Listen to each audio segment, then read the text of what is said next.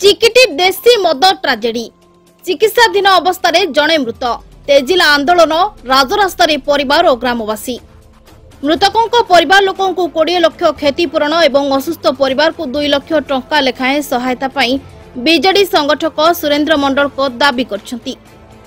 चिकिटी पेंठरे मृतदेह रखी उत्त्यक्त लोकों रास्ता अवरोध।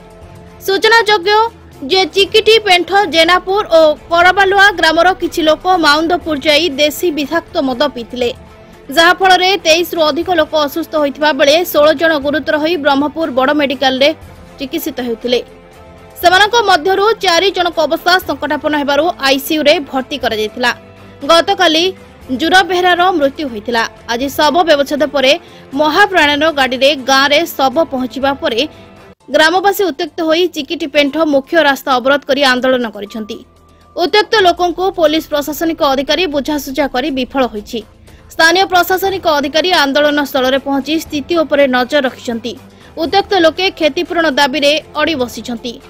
जज पुलिस और प्रशासन पई मुंड व्यथार कारण होईछि। उभय पटरे हजार हजार गाड़ी मोटर अटकी रही। दीर्घ 4 घंटा पतरघटा स्थल में एसपी पहुंची आंदोलनकारी को बुझासुझा करी शव सत्कार पर रेडक्रॉस पांठि 30,000 टंका अनुकंपामूलक सहायता प्रदान करबा परे रास्ता रोक हटी शव सत्कार पर ग्राम को शव नेले। जदि सरकार दाबी मुताबक क्षतिपूरण न दियंती तेबे अपराह्न ठारू आंदोलन को व्यापक कराजियो बोली ग्रामवासी चेतावनी दैछंती।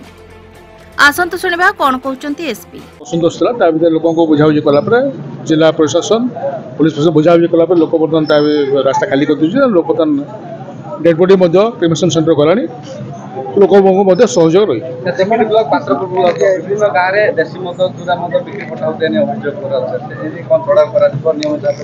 गाँ विषय में बर्तमान उच्च पदक्षेप नहीं चली बर्तमान विषय एक्शन नहीं। धन्यवाद। Thank you.